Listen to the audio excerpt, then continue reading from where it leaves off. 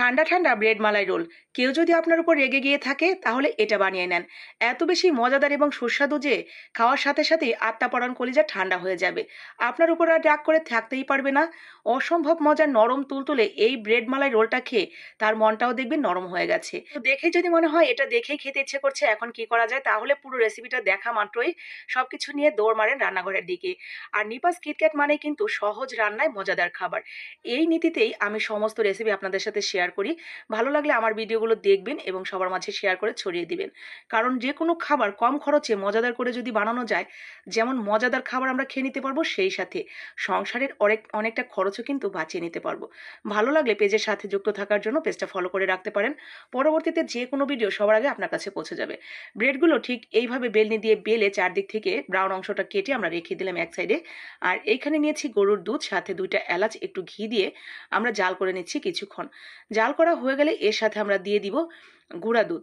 তো গুঁড়া দুধ আমি মোট হাফ কাপ ব্যবহার করেছি। তো হাফ কাপের মধ্যে অর্ধেক, মানে হাফ কাপের অর্ধেক প্রথমে এখানে দিয়ে নিলাম, এরপরে দিয়ে দিলাম চিনি। তো চিনি আপনারা কে কতটুকু মিষ্টি খেতে চান সেই অনুসারে অ্যাড করে দিবেন।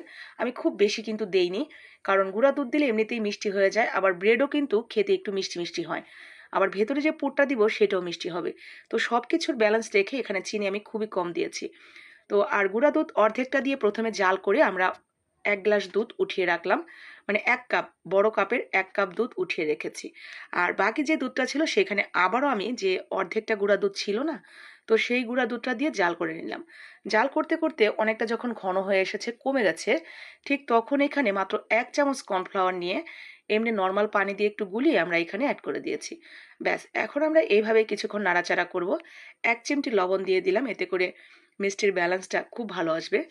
তো সুন্দর করে দিয়ে এখন এইভাবে আমরা কিছুক্ষণ রান্না করে নিব আরও একটু ঘন করার জন্য। তো এই তো হয়ে গেছে আমাদের ভেতরের মালাইটা রেডি। এখন আমরা সেই ব্রেডগুলো দিয়ে কিভাবে মালাই রোলটা বানাই দেখেন।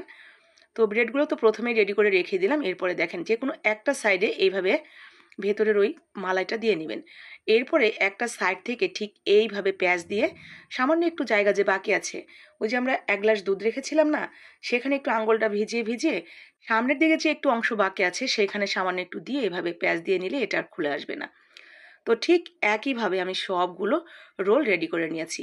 এরপরে ওই যে দেখেন প্রথমেই যে আমরা 1 কাপ দুধ উঠিয়ে রেখেছিলাম, সেই দুধটা অ্যাড করে দিলাম। এখন এই দুধ দেওয়ার পর যদি মনে হয় যে আপনার কম হয়েছে, তাহলে আবার আপনি দুধটা জাল করে একটু গুঁড়া দুধ, একটু চিনি দিয়ে এরপর অ্যাড করে দিবেন। ব্যাস, তাহলেই হয়ে যাবে। তো এই তো দেখতে পাচ্ছেন, এরপরে আপনারা নর্মাল ফ্রিজে রেখে এটা ঠান্ডা করে ঠান্ডা ঠান্ডা ব্রেড মালাই রোলটা পরিবেশন করবেন। এত বেশি মজার, আমি গ্যারান্টি দিয়ে বলছি, এটা খাওয়ার পর আপনি আলহামদুলিল্লাহ মাশাল্লাহ বলতে বাধ্য হবেন। ভালো লাগলে ঝটপট বানানো শুরু করেন।